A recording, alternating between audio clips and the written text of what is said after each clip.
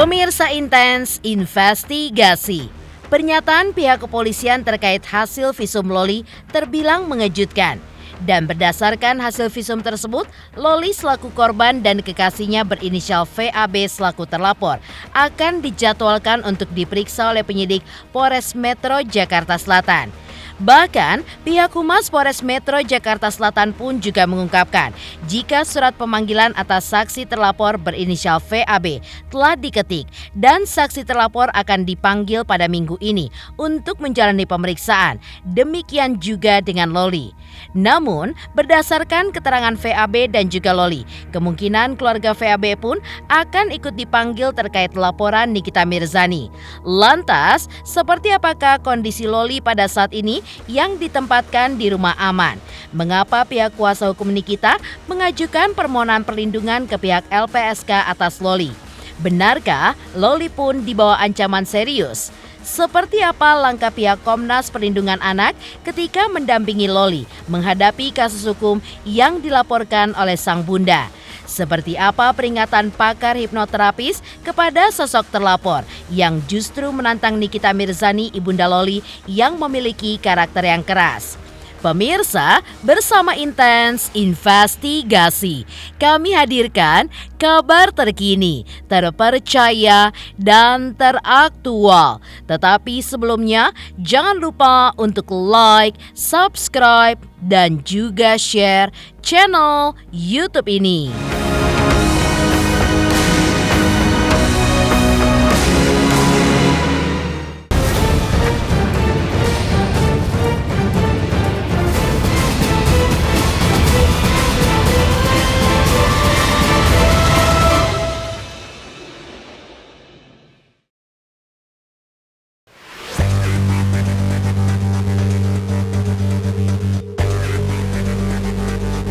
Proses penyelidikan atas laporan polisi yang dilayangkan oleh Nikita Mirzani terhadap terlapor berinisial VAB di Polres Metro Jakarta Selatan masih terus bergulir. Setelah kemarin, hasil visum Loli pun sudah keluar. Pihak Humas Polres Metro Jakarta Selatan, AKP Nurma Dewi pun menerangkan bahwa isi hasil visum tersebut hanya diketahui oleh penyidik dan juga dokter.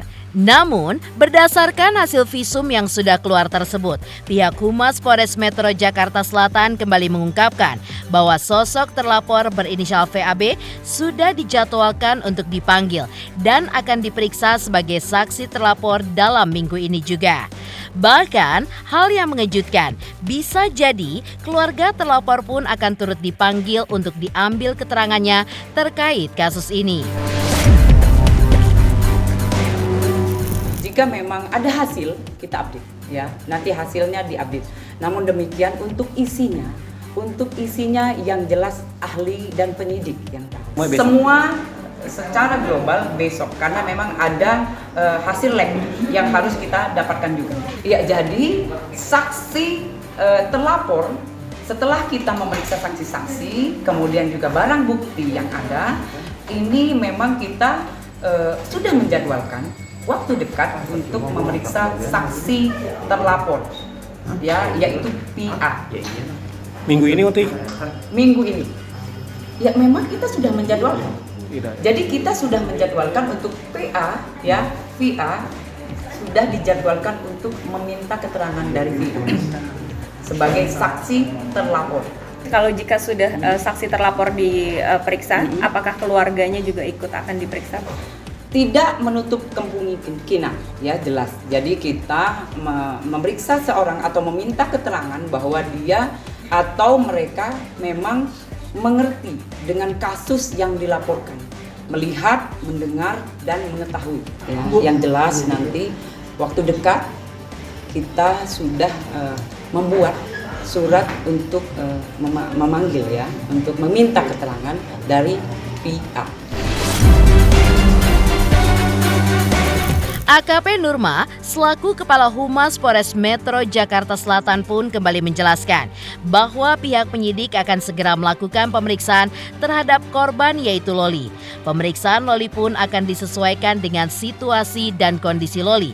Mengingat Loli pun kini masih dititipkan di rumah aman atas permintaan Nikita kepada pihak Polres Metro Jakarta Selatan. Langkah tersebut akan dilakukan setelah keseluruhan dari hasil visum dan juga hasil lab sudah keluar. Selain itu, AKP Nurma juga mengungkapkan kondisi Loli terkini yang masih terus dipantau oleh sang bunda Nikita Mirzani. Di mana menurut AKP Nurma, Nikita Mirzani adalah sosok orang tua yang sangat peduli terhadap anaknya. Korban sendiri nanti pemeriksaan akan di sini atau di rumah aman? Nanti kita lihat, ya jadi kita lihat situasi dan kondisi dari LM. Jika memang kita bisa memeriksa atau memintain keterangan di Polres Jakarta Selatan, kita lakukan di sini. Tapi memang jika memang tidak memang kendala atau situasi kondisi, kita bisa memeriksa di rumah aman. Setelah kita mendapatkan hasil visum, kita juga harus memeriksa dari saudara LM, saudara NM yang meminta untuk menitipkan saudara LM ke rumah aman, ya karena di sana juga ada terapi dari psikologi, ya itu emang semuanya memang ada di sana, perbaikan, ya jadi semua rehab pun ada di sana. Apa ada penjagaan juga di sana pun? Ya di sana memang ada, karena memang di sana kan tempat terapi, ya pengobatan untuk perbaikan. Ya kalau untuk sementara ini memang diharapkan untuk saudara LM membaik, ya membaik. Jadi untuk NM itu mengecek keberadaan dari putrinya, ya. Jadi memang NM ini memang orang tua yang betul-betul sangat peduli dengan anak. Jadi rekan-rekan, ya kita doakan saja mudah-mudahan antara ibu dan anak nanti bisa kembali seperti semula. Kuasa hukum Nikita Mirzani, Fahmi Bahmid, juga mengungkapkan terkait hasil visum yang sudah dikantongi pihak kepolisian. Menurut Fahmi, pihaknya pun akan mengikuti proses hukum yang sedang berjalan, termasuk saat hasil visumnya secara lengkap sudah diterima oleh pihak penyidik. Sebagai kuasa hukum, ia pun tidak memiliki kapasitas untuk mengetahui. Namun apa yang disampaikan oleh pihak polisi kepadanya jika hasil visum pun sudah terpenuhi. Kalau visum, saya tidak bisa menanggapi dan saya juga tidak punya hak untuk menyampaikan. Visum itu bahasanya begini, visum et repertum, pasti ada kalimat pro justisia karena hanya bisa dimintakan visum oleh aparat penegak hukum. Dalam hal ini adalah kepolisian, kejaksaan, atau penegak hukum yang lainnya yang diatur dalam undang-undang. Nah, karena itu adalah proses pro justisia, maka saya nggak punya hak tahu. Tapi mungkin dikasih ilustrasi atau mungkin gambaran, cerita, atau mungkin sebuah kesimpulan kecil, itu mungkin saya punya hak. Saya tanya, sebetulnya ada apa sih? Apa sih hasil kesimpulannya? Tapi isi dan surat-surat dari visum saya nggak punya hak mendapatkan. Ya itu begini, mungkin Niki mendapatkan informasi tentang kesimpulan dari sebuah proses visum. Tapi kalau Anda bilang visum, kami nggak punya, nggak pegang. Jadi saya bilang, saya akan tertib dan mengarahkan Niki untuk tertib hukum. Jadi kalau memang itu bukan haknya pelapor, ya jangan diminta. Tapi kalau kita tanya bagaimana hasil visum, pasti dibilang mungkin terpenuhinya sebuah persoalan hukum atau peristiwa hukum ini sudah terpenuhi. Ada sebuah peristiwa hukum, mungkin seperti itu saja. Tapi yang lain-lain yang secara mendetail, apalagi terkait dengan perkara ini yang terkait dengan anak dan terkait dengan pasal perlindungan anak, saya yakin penyidik tidak akan menyampaikan. Kuasa hukum Nikita Mirzani mengaku tidak mengetahui kondisi Loli terbaru, lantaran ia pun tidak diberitahu oleh Nikita di mana Loli ditempatkan. Terkait urusan Loli, Fahmi Bahmid pun menyerahkan semuanya kepada Nikita Mirzani. Namun, Fahmi Bahmid juga mengusulkan kepada Nikita untuk mengajukan permohonan ke LPSK terhadap Loli karena ia pun mendengar sesuatu hal dari keterangan saksi pihak Nikita Mirzani. Kalau Loli hari ini saya tidak mendapatkan informasi apa-apa karena saya belum ketemu sama Niki. Niki hanya telepon saya, Abang, Nik, Kalau kita mengajukan permohonan ke LPSK gimana nih? Ya saya setuju aja Bang, yang penting apa yang terbaik Abang lakukan saja. Alasannya apa Bang? Kok Ya, saya ke kita LPSK? minta perlindungan saksi dan korban. Karena ini korban. Dari peristiwa keterangan-keterangan saksi ada hal-hal yang mengkhawatirkan. Apa yang mengkhawatirkan saya nggak boleh sampaikan.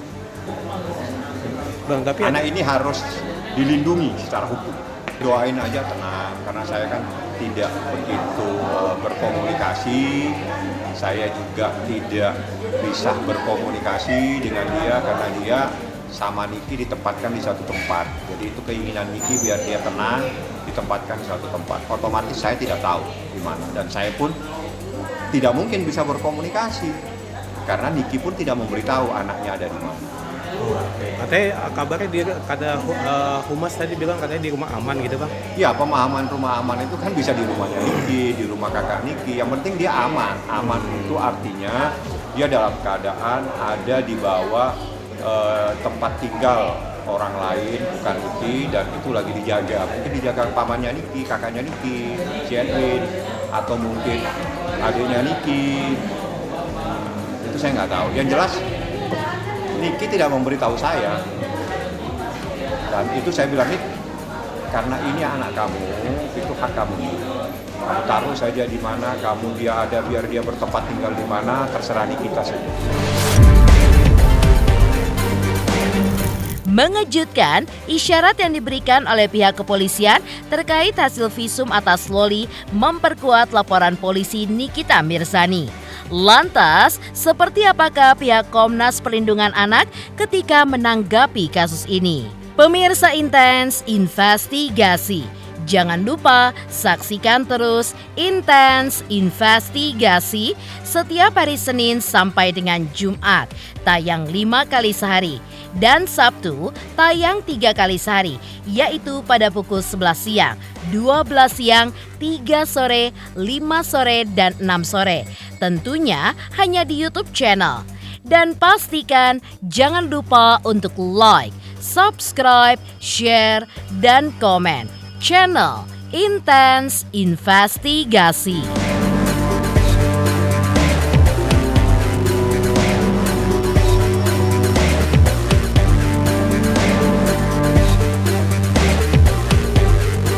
Selamat untuk Intens Investigasi karena sudah mencapai 3 juta subscribers di YouTube. Sukses selalu and all the best.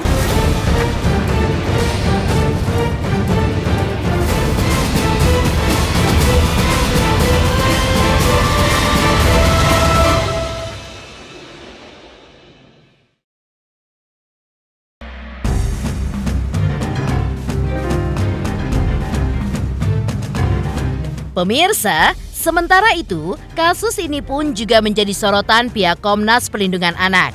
Menurut Komisaris Komnas Perlindungan Anak, Loli memang anak di bawah umur dan harus dilindungi oleh negara.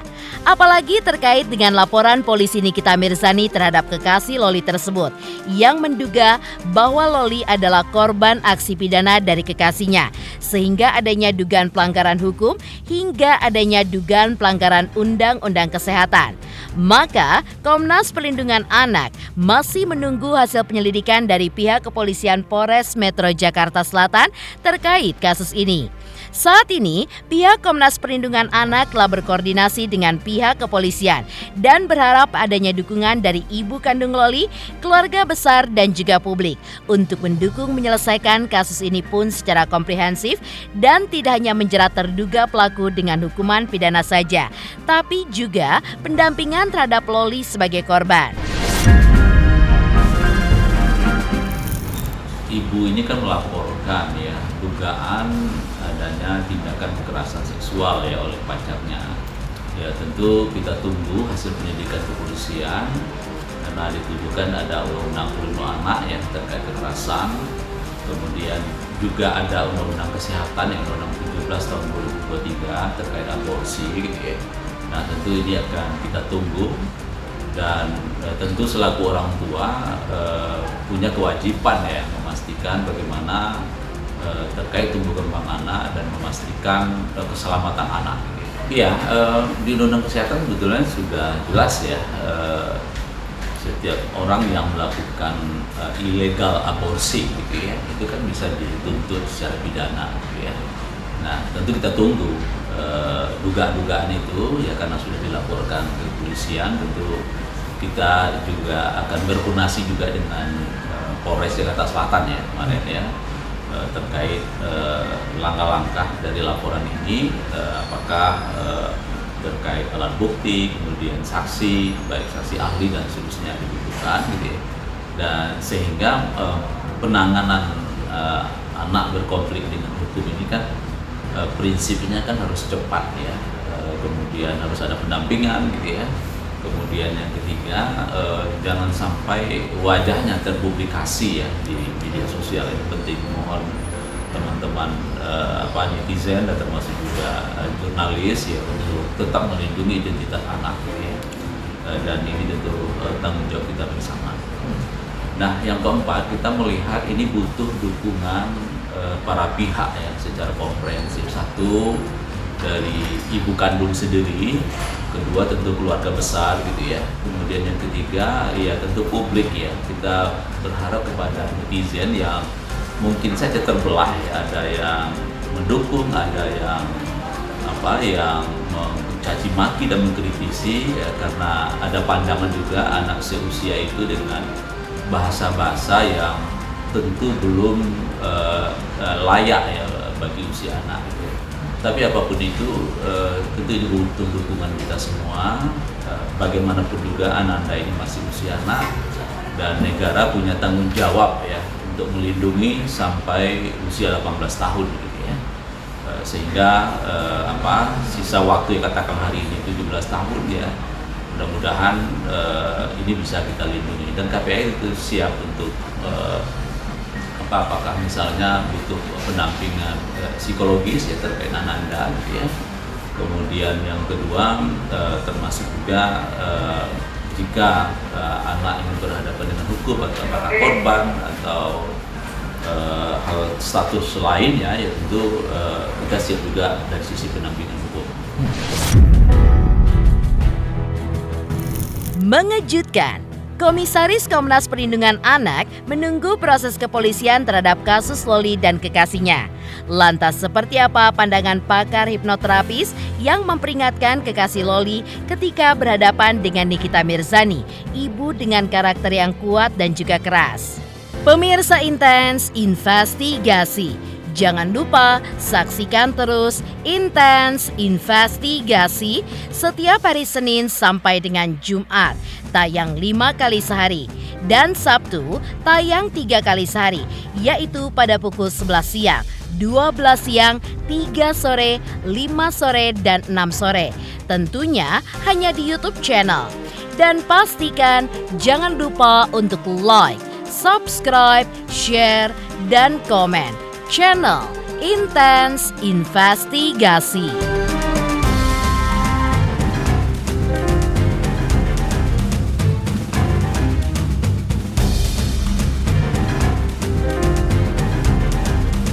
Selamat untuk Intens Investigasi 3 juta subscriber, luar biasa sekali 3 juta. Ya pokoknya semakin sukses lah dan bisa menghadirkan sesuatu yang memang baik untuk diperlihatkan. Oke.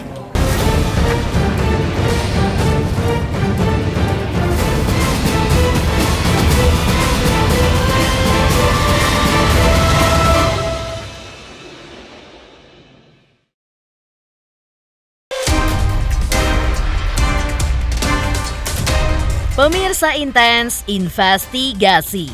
Di sisi lain, seorang pakar hipnoterapis juga memberikan peringatan kepada kekasih Loli, di mana kini kekasih Loli pun harus berhadapan dengan Nikita Mirzani sebagai sosok single parent yang notabene memiliki karakter yang kuat dan juga keras. Dan ia pun mengingatkan agar kekasih Loli tidak terus menantang ataupun melawan, tapi seharusnya memilih lebih sopan. Karena ini pasti ada core problem. Kenapa dia bisa segitu benci sama ibunya?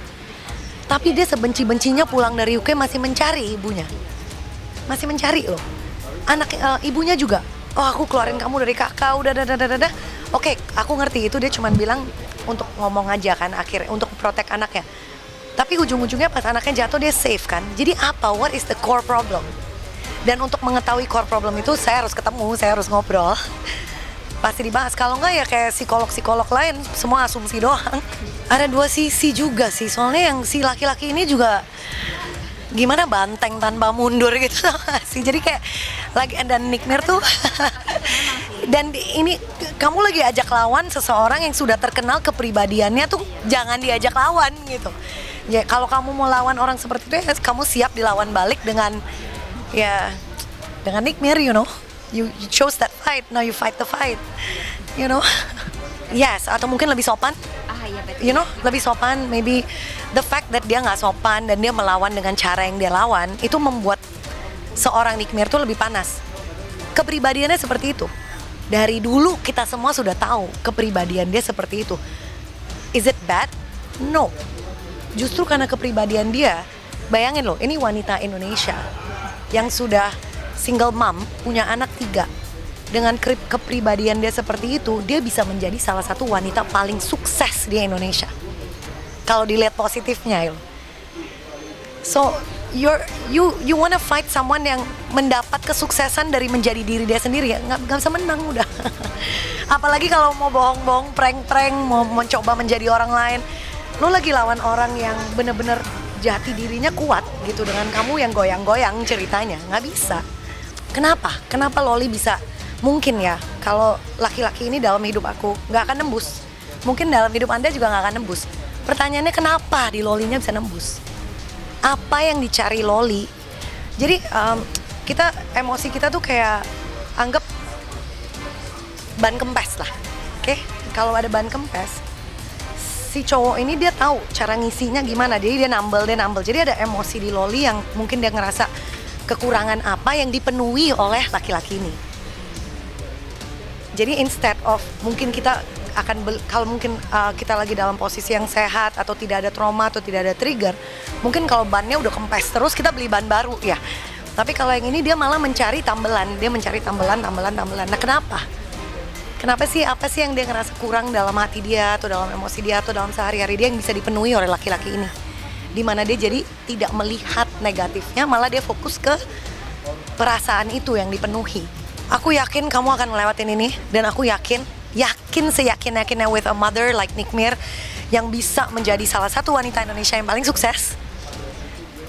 Kamu akan bangkit, kamu akan sukses, dan kamu akan ada hikmatnya dari ini semua yang terjadi. Mungkin ini pelajaran buat kesuksesan kamu di depannya nanti.